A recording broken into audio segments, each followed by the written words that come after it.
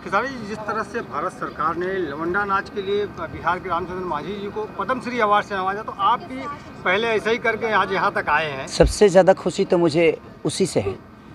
Reason कि कुछ लोगों को मैं जब इंडस्ट्री में गया था तो कुछ दिग्गज डायरेक्टर से लेकर प्रोड्यूसर से लेकर कुछ हीरो से लेकर हीरोइन तक सबको यही लगता था कि मैं मर्द नहीं हूँ, और उनको ये पता नहीं था कि कला का कोई विधा नहीं होता, कला की कोई जाति नहीं होती, कला का कोई माहौल नहीं होता।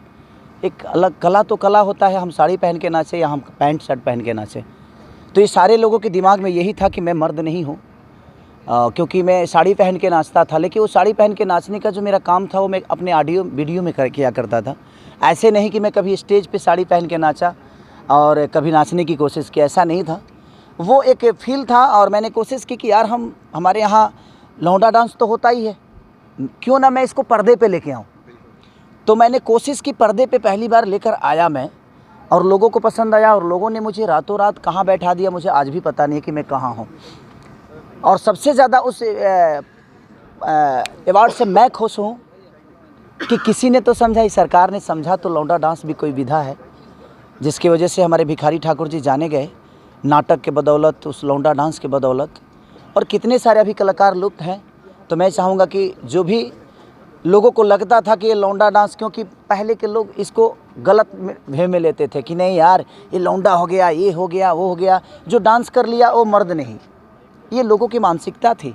इनकेस कि यहाँ तक मैं 2010-9 में गया था मुंबई, तो ये मानसिकता वहाँ भी ऐसी ही थी। बट मुझे खुशी है कि एक लौंडा डांस करने वाले इंसान को इतने बड़े अवार्ड से नवाजा गया। भगवान करे कि ऐसे ही सरकार का ध्यान हर उस आर्टिस्ट पे जाए। जिस तरह से सरकार अपनी कला, धर्म, संस्कृति और लोक कलाओं को जीवित रखने के लिए ऐसे कलाकारों को इतने बड़े अवार्ड से नवाज रही, तो क्या आपको नहीं लगता कि आने वाले समय में भी ये कलाएं विलुप्त नहीं होंगी, बची रहेंगी? इसे हर देखिए, मैं चाहता हूँ कि यूपी सरकार से लेकर बिहार सरकार से लेकर झारखंड तक जितनी भी भाषा हमारी बोली जाती है, जहाँ भी बोली जाती है, वो हर सरकार को समझना चाहिए। ये अवार्ड जो उनको दिल्ली बुला कर दिया गया, इसे तो घोषित नीतीश जी को करना चाहिए। मेरा मानना यहाँ है कि आप उस राज्य के मुख्यमंत्री हैं, क्या आपको पता नहीं है? नीति निकला है, आपको पता नहीं है कि हमारे बिहार में जहाँ के आप गार्जियन हैं, जहाँ के आप उत्तराधिकारी हैं, आप जो बनाते हैं उस पर दुनिया चलती है। तो ये आपको पता होना चाहिए ना कि हमारे राज्य में कौन से ऐसे कलाकार हैं जो लुप्त हैं, और कौन सी ऐसी कला है जो लुप्त है, उसे हमें बढ़ावा देना चाहिए।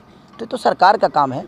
तो मोदी जी के इस विजन के लिए आप क्या कहना चाहेंगे? बस मैं शुभकामना देना चाहूँगा कि कलाकारों का सम्मान, यानी खेसारी लाल यादव का सम्मान। तो दिल से धन्यवाद कि आप ऐसे ही कलाकारों का सम्मान देते रहिए। Thank you.